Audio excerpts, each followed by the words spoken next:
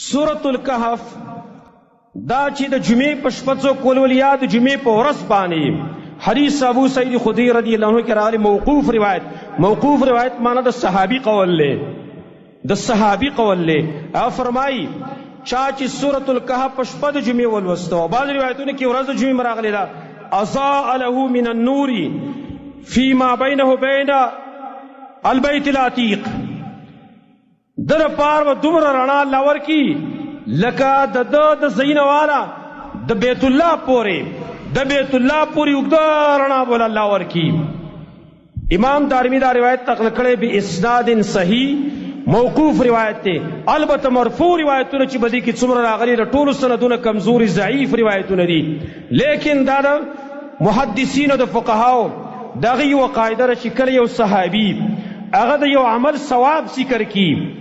نو دا په حکم د مرفوع روایت کې وي، ځکه چې صحابي هغه څه عالم الغیب نه دی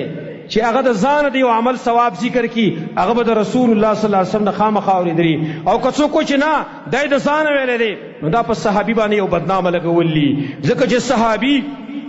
هغه اوچت سړی دی، اوچت انسان دی. دا مبارک خود سے نظر ساتل چې د ځانه ثواب ذکر کړی دا خو دروغ شو،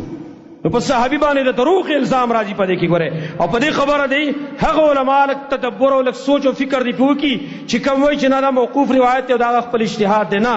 د صحابي قول چې کوم دی کې ټیک د تفصیل شته چې اسرائیلی روایت نه د اسرائیلونو پکې اخذ نه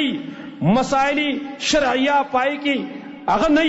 بلکې د علم غیب سره تعلق ساتي، د جنت او جهنم سره تعلق ساتي، د یو عمل ثواب سره تعلق ساتي. لہذا دا په حکم د مرفوع روایت کې ایمان ادا به د نبی صلی الله علیه وسلم نه اوریدلی وي.